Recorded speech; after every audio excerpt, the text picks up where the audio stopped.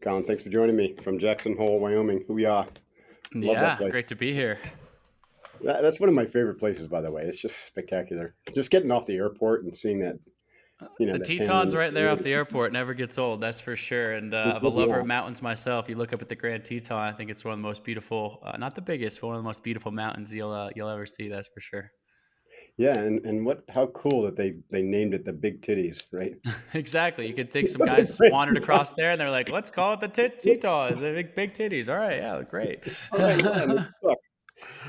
Oh man, I was up there last summer at a dude ranch. Okay. Yeah, out near Dubois, and this place was amazing. It was like a couple thousand acres, but it was butted up against BLM land, National Forest land, and Indian or Native American land.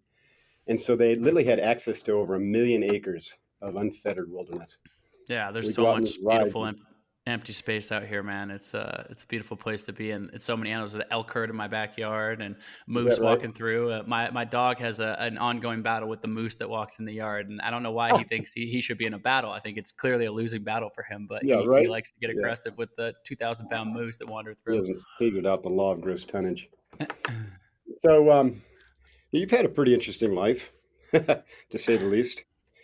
Give us a sense, or give us a little bit of your like background of what led you to be an adventurer and an expert in mental toughness and whatever you're doing today. Why Yeah, did you get in? What's the I story? uh, I grew up in Portland, Oregon. I somewhat of an untraditional background. I was born on a hippie commune in Olympia, Washington, with 30 people at my home birth on a futon with my mom playing Bob Marley Redemption song on repeat. So, not the typical way to come into the world. But yeah, grew up in the Pacific Northwest, mostly in Portland, Oregon. And my parents were young when they had me, didn't have a lot of money when I was a kid, but always kind of took us into the outdoors. My dad used to say, we don't have a lot of money, but the outdoors are free. And so most of our, free time as a family was spent, exploring the trails and the alpine wilderness nearby our house. We just in Portland, Oregon, you can drive to, lakes and trailheads and whatnot pretty easily. And so I think that was what really kind of initially inspired me to enjoy the wilderness and enjoy adventure. But I always kind of dreamed of bigger, of more, of seeing further off places. And so kind of my whole childhood and adolescence, um, you know, saved up money to one day when I graduated from college to travel. But as a kid, in terms of athletics, I was a nationally ranked swimmer and soccer player, and so those were kind of my sports growing up. I think swimming. It sounds like you've got some experience with swimming yourself. Yeah, It's a little bit. yeah. So I was I a was a collegiate bit of a swimmer. swimmer. Yeah, me Yeah, too. Where'd you swim? What school did you go to? I swim at Yale. Oh, you went to Yale. Um, I was at Colgate, a little okay, smaller cool. school Yeah, yeah, up the yeah. road. Yeah, not too far. Yeah, I mean, like I think I read that you also rode crew. To me, swimming and crew were like the two like hardest core mental sports. We would roll into swim practice at 5:30 in the morning, and the crew guys had already been there a half an hour. Just staring at the back of each other in the swimming pool. You're staring at a black line I, going I back and did forth. those concurrently, Yeah, Colin. exactly. So I That's a whole just nother swam and level, rode man. crew at the same time, and it was crazy. Yeah, yeah. Anyways, good So stuff. yeah, I think that really formed. I mean, that there's so much more of the story, but that was some of Right. the foundational elements of my upbringing that really kind of coalesced now into all sorts of adventures and 10 world records and various things that I've Yeah, done yeah. in the world of Well, I endurance. want to talk about a lot of that stuff, but before that, it's interesting. I just brought a guy into my company who grew up in a commune in upstate New York. Uh He's like, I huh. didn't realize there were so many communes around this country, but Yeah, there's quite a and few. he There are said quite a few. he has 16 parents, right? Do you look at it that way? Like, were you really close to I was the very people? close. There's four. There's obviously my biological parents, but then they divorced and remarried when I was quite young, and so I feel like I was raised by four parents. Even my parents divorced. We lived 8 blocks away from each other, and so we are kind of in and out of each other's houses, very amicable Right. between my mother and father and stepfather, Yeah. etc. And so yeah, kind of raised by a village, so to speak, for Raised, sure. yeah, it takes a village. And then how do you think that shaped your mindset?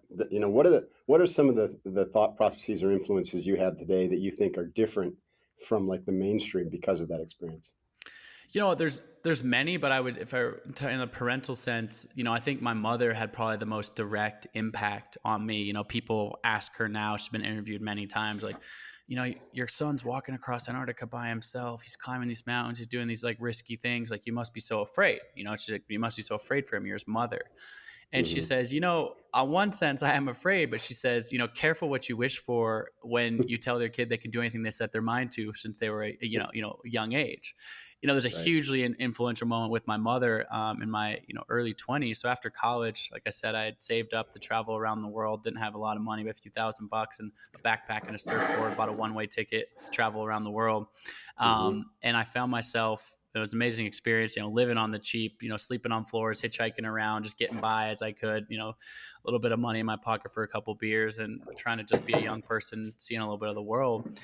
Amazing experience all until I found myself on this small beach in rural Thailand. And I saw a couple guys jumping a flaming jump rope that was doused in kerosene. And my 22-year-old, Of not course. fully Why formed would you not prefrontal want to do cortex, that? like, why would I not want to do that? This looks awesome. Turns out it's a terrible, terrible, terrible idea. It seems like, yeah. And I should have seen that coming from a mile away, but I didn't. But long story short, I wrapped I tripped on the rope, wrapped it around my legs, splattered my body with kerosene, lit my body completely on fire to my neck, Holy crap. and Whoa. I had to jump into the ocean. Thankfully, the ocean was right there, which put out Right. all the flames and saved my life. But not before about 25% of my body was severely burned, predominantly my legs and feet. Oof. And I was in rural Thailand on an island, which didn't have a hospital. I had a moped ride down a dirt path to a one-room nursing station, underwent 8 surgeries in various, crazy, really remote Thai hospitals. There was a cat running around my bed and across my chest in the ICU.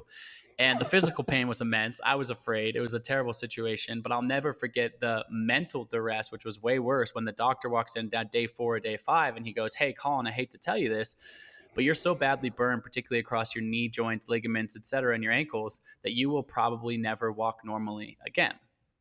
And I just remember this just deep sinking feeling. I mean, I think this would be a terrible diagnosis for any person at any age, Hmm. but I'm Hmm. 22, got my whole life in front of me. I, identify being very much in my body as an athlete, and all of a sudden in an instant, based on my own stupidity, no one else to blame but myself, Right. Right. all feels like it's taken away from me. Thankfully, my mother, she came over to the Thai hospital, found me about day 4, day 5. And I know now she was, crying in the hallways, pleading with them any good news, but she should never show me her own fear. Instead, Hmm. she came into my hospital room every single day with this huge smile on her face and this just big air of positivity, wrapping me in her arms quite literally and being like, Hmm. this is a terrible situation, but your life's not over. What do you want to do when you get out of here? Let's visualize Hmm. that. Let's visualize a positive outcome. I didn't call Mm. it that at the time, but I That's call it awesome. this Yeah. now. And it kind of frames a main core concept in my new book, The 12-Hour Walk. I call it the possible mindset. And I define that Hmm. as an empowered way of thinking that unlocks a life of limitless possibilities. Nice. And my mother's saying to me, dream without limits. Just play along this game with me for a second. And I said, close your eyes, visualize the first positive thing that pops in your head. So I closed my eyes and I opened them. And she goes, "What'd you see?" And I was like, "I don't want to tell you. You're going to make fun of me. It's ridiculous." And she says, "No. What'd you see?" And I said, "Well, I saw myself crossing the finish line of a triathlon." Mhm. And she goes, "Great, that's your goal. You're gonna race a triathlon then." And I'm like looking down at my leg. She could have easily been like, "Yeah, I said set a goal, but I mean like your legs, what the doctor just told you, It's like, supposed to be a realistic goal. Remember yeah, this SMART seems goals? Yeah. pretty unrealistic, right?" Yeah. And she goes, "In fact, you should start training right now. Let's make some incremental progress towards that. That might be years off, but let's do something now." And she yells over to the doctor. She goes, "Hey, doc, my son's training for a triathlon." He goes, "What are you talking about?" The doctor goes, she goes, yeah, he needs some weights. And so she forces this Thai doctor to bring in these 10-pound dumbbells. And I have this photograph of me with my waist bandaged from the waist down, blood seeping out of this gauze. And I'm lifting 10-pound dumbbells. And there's a Thai doctor in the background looking at me like, someone needs to knock some sense in this stupid American kid. This is ridiculous. I'm like, "Doc, I'm training for a triathlon." That Long is story awesome. short, obviously a long road to recovery. I was in that Thai Yeah. hospital for several months. I was carried on and off the plane. When I got home, I was in a wheelchair, and Hmm. slowly regained some mobility and worked super hard to get back there, but always focus on this triathlon goal. And 18 months Hmm. after being severely burned in this fire, 18 months after being told I would never walk again normally, I raced the Chicago Triathlon. And to my complete and utter surprise, I didn't just finish the race, but I actually won the entire race, placing first out of nearly 5,000 No participants kidding. on the day. Yeah. Your first Um, race? First race Okay. ever. So you might have had some fundamental athleticism, as a So competitive swimmer and whatnot. there Yeah. certainly is some fundamental athleticism in there, but what is very apparent to me and this was 15 years ago, and what I've carried forward is, I've set 10 world records since then. I've done various things in Yeah. athleticism. I've been a professional athlete since then. But I am certain that I'm not sitting here having this conversation with you. I'm certain that I don't walk across Antarctica solo. I'm certain I don't Yeah. do many of the things that I've done had I not been through that adversity. And more importantly, That's right. had my mom in that moment, we're talking about mindset and mental toughness, Yeah. taught Yeah. me this lesson. Because left up to my own devices, I was in a negative downward spiral. I was not going to realize the power within myself. And I don't think when I tell this story, I'm not like, yeah, maybe there have been some underlying, I swam, I was obviously a competitive athlete, et cetera. So I had some of that going for me. But I believe all of us, every single human, I think you know this in your work and what you do is Steel Fit, we all have reservoirs of untapped potential, ways to unlock so much 100%. more Yeah. within ourselves. And sometimes tragedy, certainly adversity, is a great teacher. It's one way Oftentimes, for sure. That's such a great story. It's powerful. Couple things. One is your mom was your first coach, and she absolutely. was an outstanding performance coach. Tell you what, like just listening to the way she articulated, what would now know as performance psychology or winning mindset was Yeah. just awesome. Like what a blessing. And two, this idea that sometimes it takes extreme adversity to kind of wake you up to your potential. I have a real quick story. I was 17 when this happened, but I got diagnosed with melanoma cancer. I went in Mm. for a hernia operation because I tried to lift this like 600-pound log onto a log splitter for my dad. It was all ego. Didn't work, obviously. Threw out my back, blew a hernia. I went in the hospital and I said, "Hey, doc, while you put me under, look at this little growth on my leg." And they came back, didn't give a shit about the hernia. I healed up real quick for that. And they said, "Mark, sorry, you got stage 4 melanoma cancer. We're going to take out your lymph nodes. We've already scheduled the surgery, about ready to wheel me in." My parents are going with this. I didn't have the mom coach that you had. My parents are like, and that was my first awakening to the creative potential inside of me because I immediately had this hit that wasn't true, that was a false diagnosis. Mm-hmm. Like it was my sad guru, Yeah. right? My inner guru said, "Nope, that's not it." And I said, "No, I'm not going to get that surgery," and freaked my parents and the doctors out. I was 17 years old. That's strong. I mean, And look, that's when I started to learn to trust that inner guide. And I was like, "Oh shit, wow, there's something going on here." Isn't that a cool well, story? And they were wrong, of course, because here I am. I never would have been a SEAL. I never would have been a swimmer. I All think that's an amazing story and something that I'm really passionate about telling people, and I speak about it a lot in my new book, The 12-Hour Walk, is the power of that. Hmm. intuition. People say all Right. the time, oh, I don't have the answer. I don't know. I need to make this pro and cons list and ask a million people. And I Hmm. say, more often than not, like you actually do know the answer. You That's do right. know the answer. I mean, a similar kind of intuition or trusting that saved my life this past Yeah. year. I was attempting to be the first person to climb K2 in winter. So K2 is the second Oof. tallest mountain in the Yeah. world. That's a Had dangerous never climb. never been climbed in winter before in 2021, and was over there. I was climbing with a partner of mine by the name of Dr. John, incredible climber. Hmm. And there was several other teams over there of some elite, climbers, a dozen or so of the kind of best climbers from all around the world. And it's such a crazy, intense climb that we all sort of colluded. Like we were like, Hmm. obviously we all want to be the first, but like it's just so intense. So we decided to like help each other out, fix ropes, kind of go on the same day, Hmm. etc. Look out for each other a little bit. But we were climbing autonomously. At the end of the day, we're making our own decisions with our own, teammate.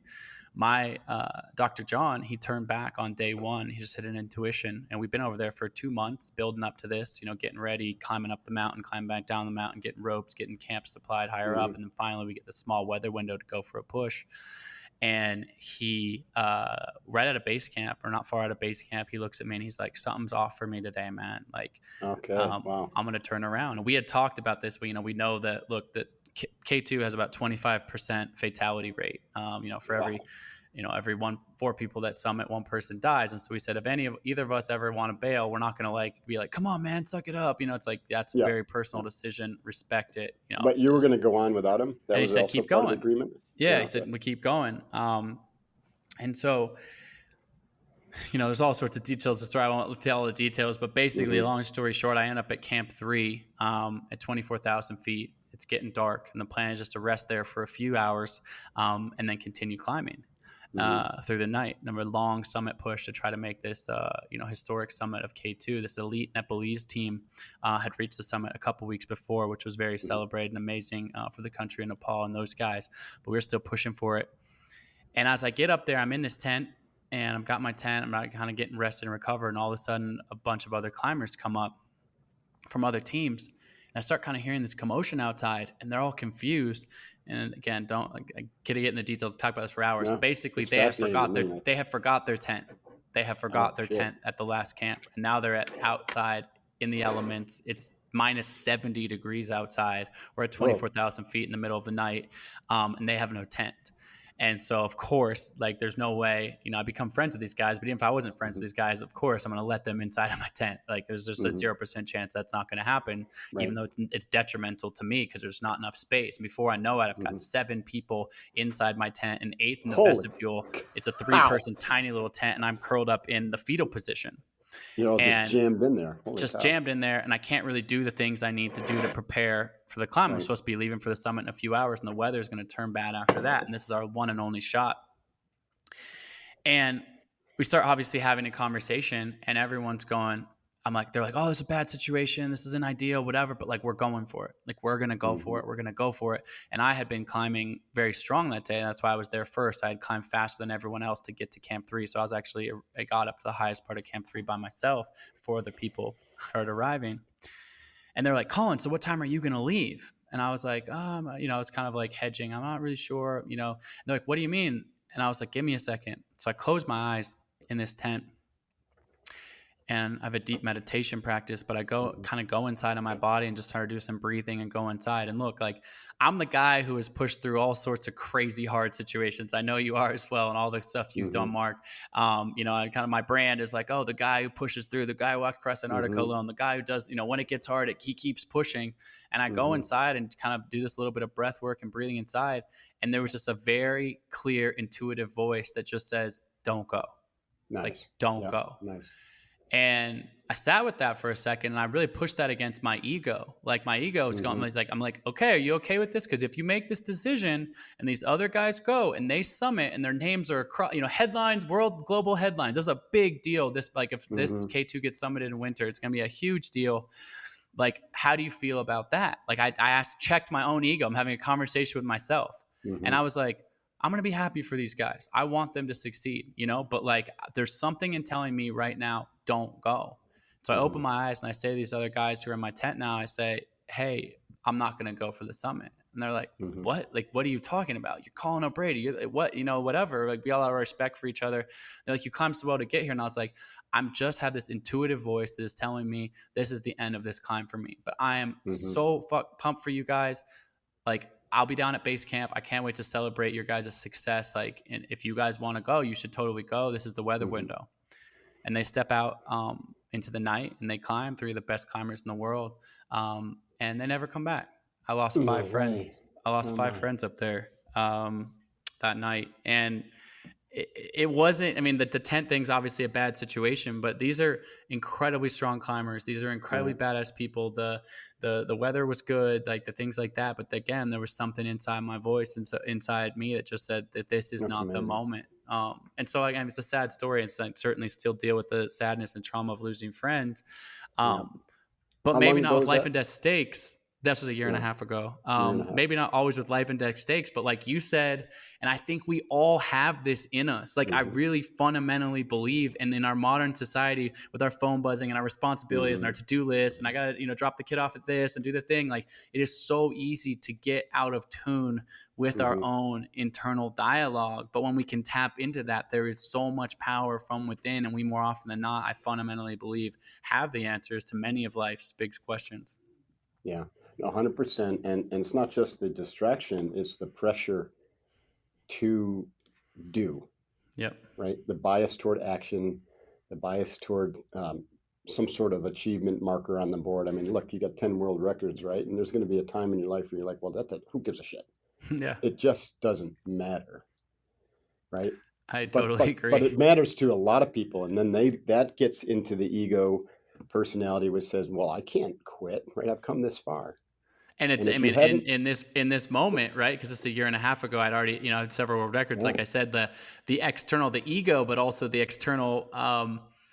It's kind of like, oh, and this is the epic moment, and then Colin kept hmm going, and he summited, and hmm like he's the guy who does the thing. Like you're like, yeah, and like at what right, point do you're like that achievement, that marker, that whatever? And had I been a younger man or hadn't had the wisdom of some of the other experience I've had, I don't know, I may have hmm gone that night and we wouldn't be having this yeah. conversation. And again, it's not to criticize the others who made the Of decision that course they not. made, but No, the point is, sorry, go ahead. no, it's just, yeah, go ahead.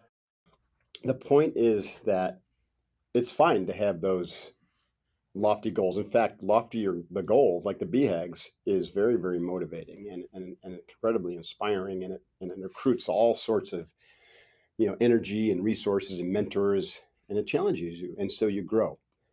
But that without the balance of the introspection, the quiet time, learning how to quiescence your mind so that you can listen to that inner voice and also empower the vision that your mom had you learn, right? So Hmm. there's a lot of reasons why we need to learn, in my opinion, to balance that bias for action with an equal bias for just silence and reflection and doing nothing, right? Well, So I how love did that you learn that? I love that you say that because, uh, quite literally, my new book is a call to action for people to take a 12-hour walk in silence, no music, no Nice, podcast, by themselves. That's literally the whole love it. entire purpose. And Yeah, we could talk more about that. But how yeah, did I yeah. learn that? Yeah. How did you learn that?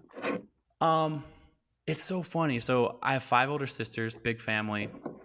I'm a classically extroverted person, very social, etc. Hmm. And I remember my sisters used to say to me, like, they'd like go into their bedroom and I'd want to follow them in there, just like chatting to them, annoying them like a little brother does, right? They're like, you never want to be alone, like you never want to be alone, and I thought that was true until I realized that 4 hours every single day. I didn't realize it's literally reflecting back on my life, into my late 20s and 30s, going like, yes, I'm an extroverted person, except for I swam 4 hours a day every single day. And that is the least social sport ever. There's no way to talk to anybody. You can't even barely Right. see anything. There's no external inputs, which You're is I totally with your realized head, you're in your with your head, and with your head. breath. Yeah, And with your so, yeah, breath. head and breath, right? Hmm. And so I realized that unbeknownst to me, I guess unconsciously, I was doing a deep solitude meditative practice, which is the mental toughness required of swimming back and forth a 25-yard pool endlessly for day after day Hmm. after day.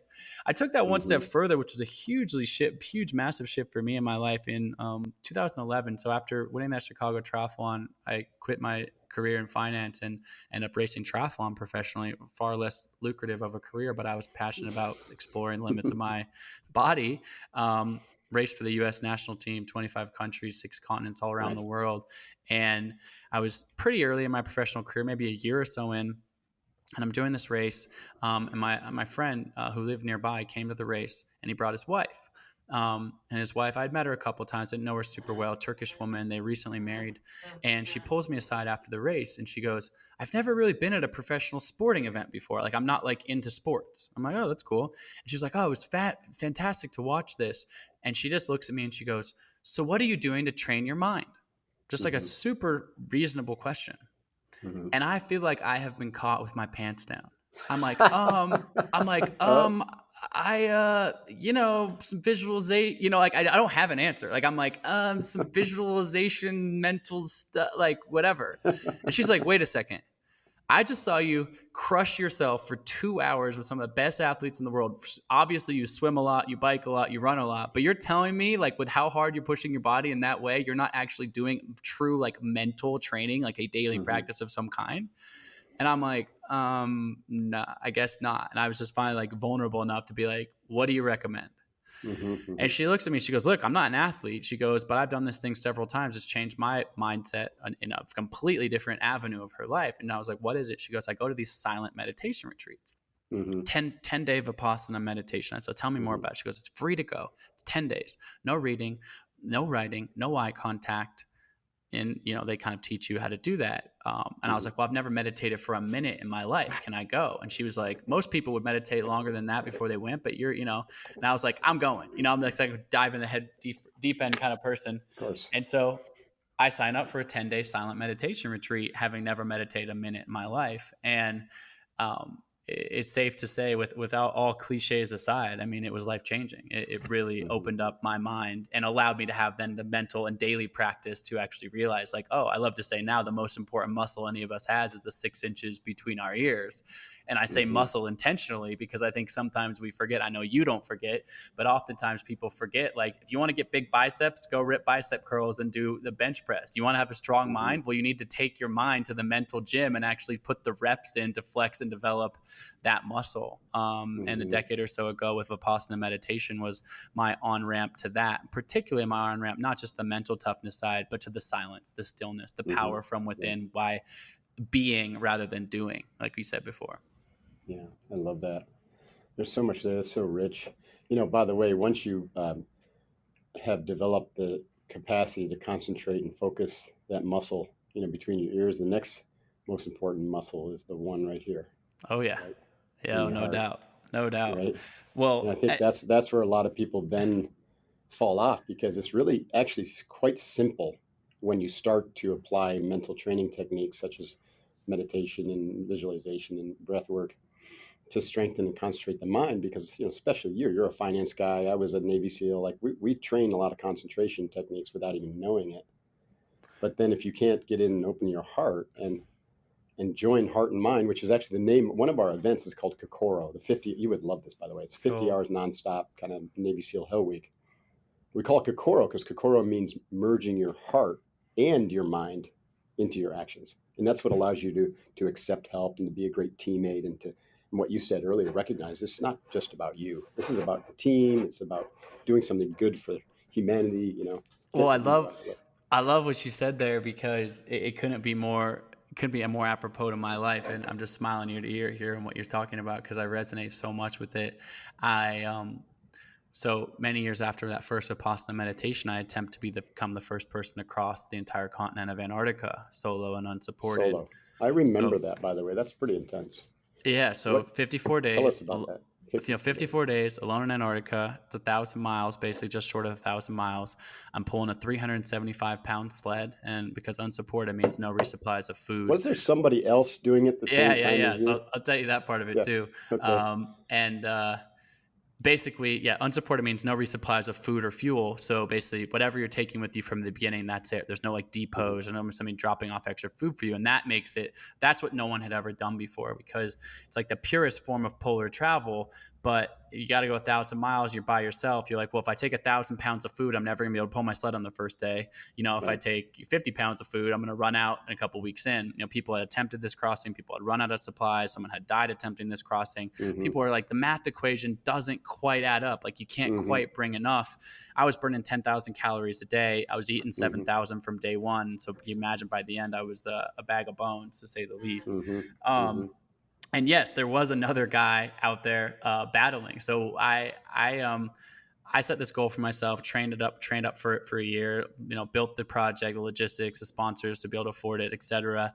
I'm getting ready to fly down there, do this interview with the New York Times, announcing it to the world. And I'm basically on the same day, this British guy, British Special Forces guy, actually, announces the same project in the London Telegraph. And we find out about each other like, oh, wait, you're the same time? Like Wow. what's your plan? And turns out we had both, there's very little logistics. It's not like you can like book a flight on kayak like down to the edge of Right. Antarctica, right? Right. So there's one guy basically with one plane that can take you to the edge of Antarctica. We obviously both called the same guy. So before we know it, we're sitting shoulder to shoulder in a cargo plane being flown to the edge of the Antarctic continent, not only now racing history, but shoulder to shoulder, getting dropped off on the exact same day to now battle head to head a thousand No mile journey way. pulling these sleds.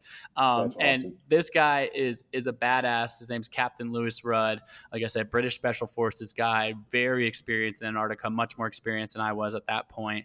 And it was an intense battle. Long story short, he kicks my ass in the first week, like completely. Hmm. So much so that on the first day, I'm pulling my sled, I can barely move it.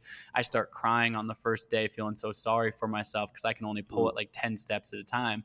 But Hmm. Antarctica doesn't take it easy on you when it's minus 40 degrees outside and you start Hmm. crying. Well, the tears, they actually freeze to your face, which is like the Hmm. most all-time most pathetic feeling That is you could ever pathetic. Oh my that you God. could ever have. There's so many different Oh my bits and God. pieces. And I pulled my sled. Ultimately, I caught up to Captain Lou on the sixth The day. turtle in the hair story. Came in front of him, stayed in front of him until the end, and completed the crossing first. I was pulling my sled 12 hours a day, and I'd love to talk more about this new book and what that means. It's called Action for People. But what you're talking about, the heart resonates so much with me. I wrote a book specifically about this Antarctica crossing a few years ago called The Impossible First. Hmm. It's New York Times bestselling memoir about the crossing specifically. Um, and the last chapter of that book is not titled "I did it, I'm awesome," or "I won the race," or "Look how awesome I am." The last chapter of that book, which is about the conclusion, which is about me coming first, I suppose, in this race, is titled "Infinite Love." Mm. Because after all the competitiveness and the intensity and pushing my body and the achievement and the goal, what I actually felt at the end of that journey was this deep, deep, deep resonance in my heart and soul, Hmm. a Hmm. connectedness to my family, a connectedness community, a connectedness to the camaraderie of my competitor, Captain Lou, ultimately, like love and compassion for Hmm. him being out Hmm. there and him actually being out there elevating me to become my best, and a Hmm. gratitude and love for that. And so I literally, it might sound silly, but I stood out there on the ice on these last couple of days with my arms outstretched, and I would say out loud like infinite love, because I just felt this Nice. deep resonance with soul, spirit. And it's one of the most beautiful, if not the most beautiful experience of my entire life, and it had nothing to do with Hmm. the external achievement of the goal, and had much more to do with connecting that muscle between the 6 inches Hmm. between the ears, and Hmm. like you said, the other most important muscle, that heart and that soul. And to me, that is what has stuck with me way, way beyond the That's so achievement of amazing. the goal. Just show you that spiritual development or spiritual growth or awakening can happen in so many ways, and the physical life is a legitimate path, Mm-hmm. right? It's legitimate because you're just burning off all of that negativity, all the karma, all that, what the yogis would call saucha, the purity, the purification, and cleansing your mind. You're out in nature, you're in a constant meditation after the first few days of that, probably, right? A hundred So you've percent. gone quiet inside even though you're doing an activity, Right. and Right. all of that comes together, and then the release at the end of it, and right, you It's have this powerful. just extraordinary experience. It's powerful. And yeah, and so really the new book that's just out called The 12-Hour Walk is built Yeah. off this, but in an accessible way, Yeah. at scale. I recognize not everyone's going to go pull a 375-pound sled across Right. Antarctica, Right. as I think in your work you've recognized not every person is actually training to be a Navy SEAL or this, but Right. average civilians are like, but I want to understand the intensity. I want to put my mind and body through this to Right. have this spiritual and emotional growth. And so the 12-hour walk was born from the COVID lockdown, actually, even Hmm. after having this kind of spiritual awakening within my own self and mindset from walk crossing Antarctica and other things I've done. Like after that, I rowed a boat across the Drake Passage, the most dangerous stretch of ocean in the world, 40-foot swells and 28-foot rowboat. No one had ever done Hmm. that, and various other things like that. I found myself during the COVID locked down in my house, just like the rest of us. Hmm. Everything's canceled, everything I got going on canceled, staring at my phone, looking at my social media too much, doom scrolling the news and all these headlines. And long story short, man, I felt pretty far away from that infinite love feeling. I felt depressed, I Right. felt anxious, I felt fearful, I felt just disrupted in my life. Like, what's going on? I thought back, when was the last time that I felt that deeply connected? And I said to my wife, I was sitting on the Oregon coast where we were for lockdown, my wife and my dog in this little cabin. I was like, man, the last time I felt that connected was actually pulling my sled across Antarctica 12 hours per Hmm. day. And Hmm. so I said to her, this might sound ridiculous, but I'm going to go out tomorrow all day by myself and go for a long walk, probably 12 hours. She's like, Hmm. great, have fun. I'll see you at dinner, whatever. She just kind of laughs at me. And I step outside my front door and I go for a walk. And 20 minutes in, my phone buzzes in my pocket. Buddy of mine's texting me. Pull up my phone, about to text him back, and I'm like, "What am I doing?" Like I've been literally like Hmm. just Hmm. doom scrolling the news, like two and whatever. I was like, I don't need my phone for this. So I put my phone in airplane mode. I ended up walking Hmm. alone in silence, no music, no podcast. I did this. That's what I Hmm. did in Antarctica too. I deleted all my content before Antarctica. So those 54 days were spent in complete silence. And I get back to my front door and I've tapped back into this. I've tapped back into this self. Mm-hmm. Like all of a sudden, just that worry, that Mm-hmm. fear, that anxiety, being outside, putting my body through this, switching off the, external, inputs Mm-hmm. of the phone and music and all these things. And I just kind of felt all of a sudden better than I felt in a long time. And I walk back through the front door. My dog jumps up on my lap. My wife looks over me and she goes, "You're back." And I was like, "Yeah, I told you I'd come back around dinner." She goes, "No, no, no. You're back." Like she can see that Mm-hmm. my spirit, the light in my eyes is back.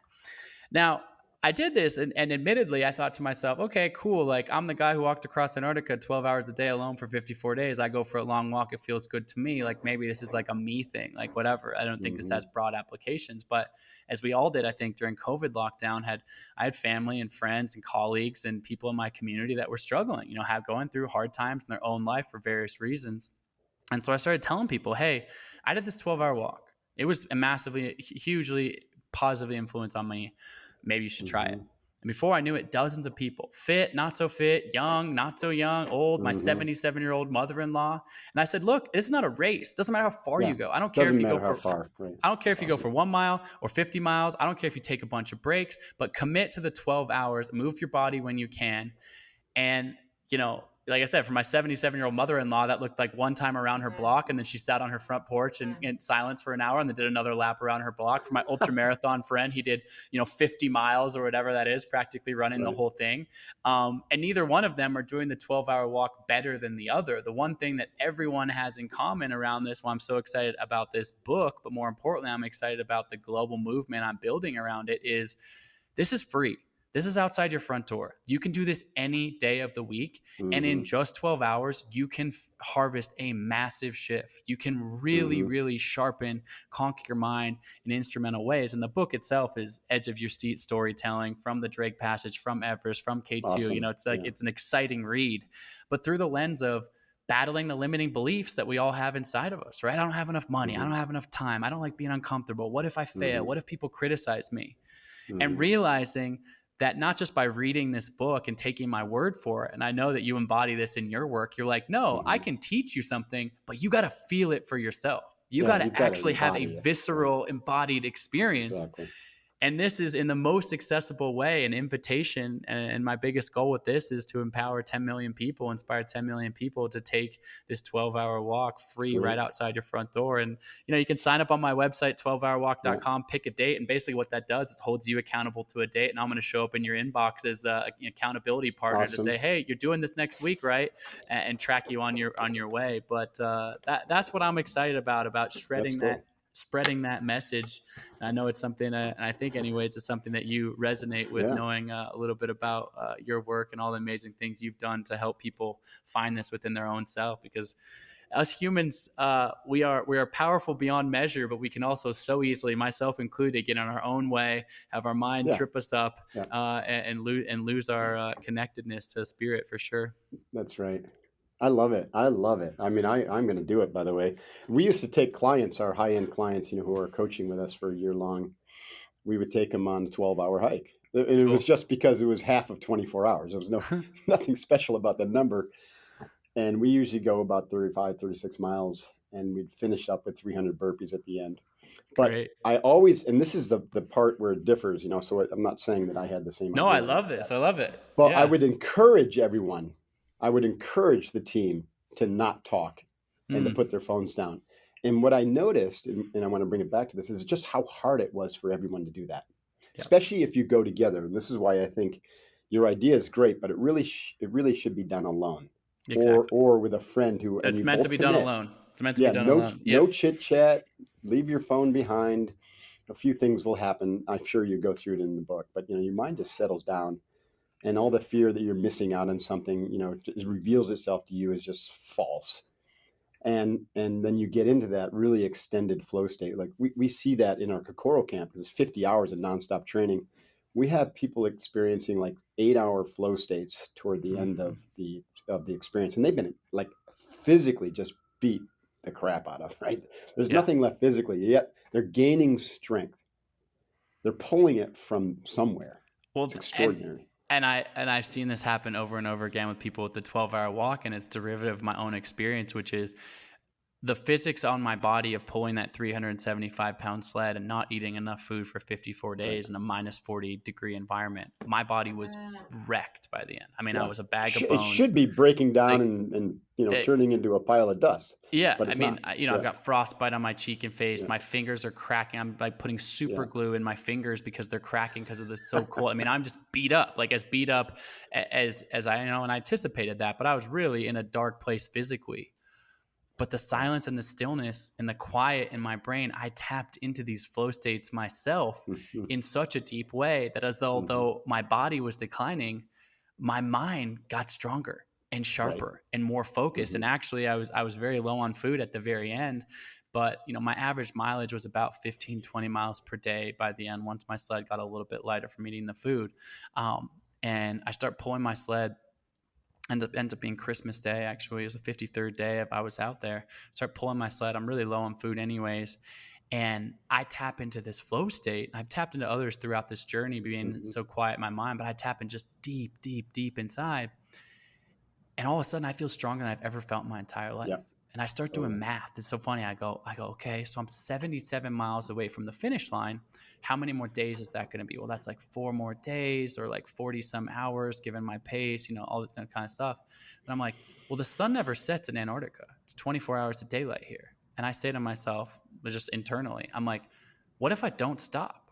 How about I just don't stop? I feel amazing. Like I should just Mm-hmm. keep going. And I commit to myself on hour 1 of this day. I'm like, you know what? I'm not going to set up my tent again until I'm done with this thing. And I end up Nice. for 33 hours nonstop in the deepest flow state of my life, pulling for 77 miles, not on the first day, not on the second day, but on the 53rd and 54th day, finishing this thing because, and that's what you do with your clients. Like, you Yeah. can find these places in our mind, and all of a sudden you realize how much more strength you have, how much further you can go. Mm-hmm. That there Mm-hmm. are limits well beyond what we think where our first point our mind tells us, oh, you couldn't possibly go Mm-hmm. one more day. And you reflect on that from day 1 where I'm crying, I can barely pull my sled in hour 1. It's not like I Mm-hmm. took a day off in between there. I got physically stronger. I got physically weaker every single Mm-hmm. day. I mean, the Mm-hmm. science proves that out. But that Mm-hmm. strength was within built and built and built till I found myself in this flow state doing something that's almost hard, even having lived it, to wrap my mind around what I pulled off in that final 100%. 33-hour push. The first quarter of any challenge is harder than the last quarter, for Agreed. sure. Yeah. Agreed. It's incredible. I love that. I'm going to encourage everybody to do that. I'm going to go sign up for a 12-hour walk. I could use one of those myself right now. Love it. And I I'll love it. encourage our community to do it. I think that's terrific. So the book is out, or The where book are is we at with out. it? Yeah, you can get the Okay. book anywhere. 12-hour walk. Amazon, local bookstore, Barnes and Noble, airports, Check. etc. It's everywhere. Yeah. And yeah, you can sign up. It's completely free to sign up at 12hourwalk.com. There's also Mm-hmm. an app that I built that allows your phone to be in airplane mode. But everyone's like, but I might get lost without a map. And I said, great. So I'm going to solve that for you. I'm going to create a map thing based on a Google Maps overlay, but in my app that tracks you in airplane mode, so you know where you are, you know where you've been, you can reflect on your walk, and now you Right. don't have any excuses as to, well, I turned my phone on, I answered my Instagram and these 5 emails because I was also looking at the map. So I've solved that for you. So Good. there's a whole digital ecosystem online, obviously in the book as well. There's FAQs answering, people have normal questions. Where did I go to the bathroom? Or what should I eat? Things Yeah. like that.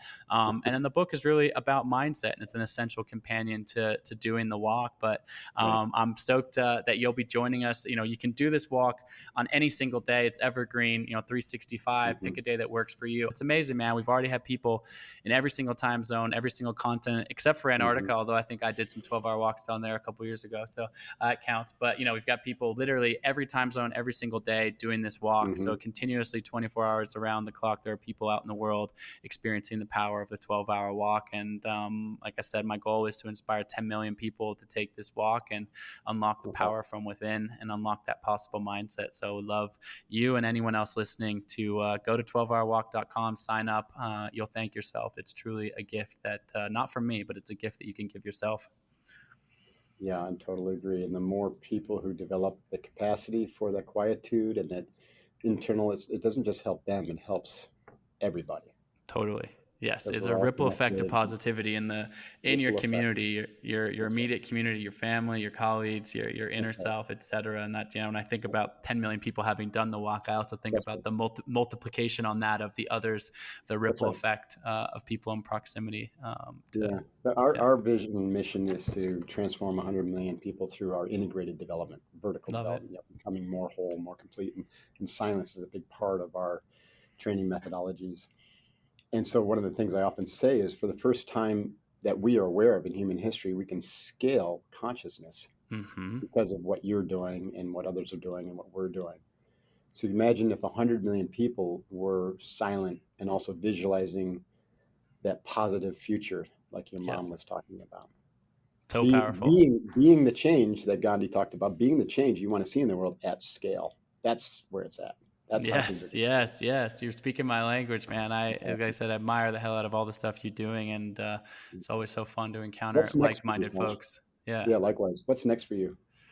I don't have the next adventure on the immediate horizon. I am trying to start a family right now, so No, different good for you. adventure of a different kind of Yeah, fatherhood. yeah. But there will, of course, be other expeditions and other adventures that I've got a list of ideas. But there's a little bit of an internal shift for me. I've definitely been driven by achievement in all sorts of ways in my life, and I'm still driven by that in certain capacities. But whatever I do next has to also really deeply speak to my heart, my soul, and Hmm. curiosity around that. So Hmm. we'll see. Like I said, Awesome. there's a list of ideas, nothing I've shared with the world yet, but there certainly will be more because I learned so much. But I'm really, as knowing your work from afar, I think you are as well. At this point in my career, have a excitement around inspiring others and seeing that Hmm. change in others just for the 12-hour walk. It's so fun. I encourage people to Hmm. set an intention before and reflect on it after via video, and just getting these videos and reflections from other people that are coming to this experience, in their completely different frame of reference to the world that I have, and just seeing that light up people. That's my current Everest. Climbing that mountain is really fun Yeah, and rewarding in a deep way. awesome. Well, it's been such an honor to chat with you and to get to know you, and I'll stand by to support your vision and let us know how we can help beyond walking for 12 hours in quiet, which I'm looking forward to doing. Awesome. Can't wait to And hear how your experience goes.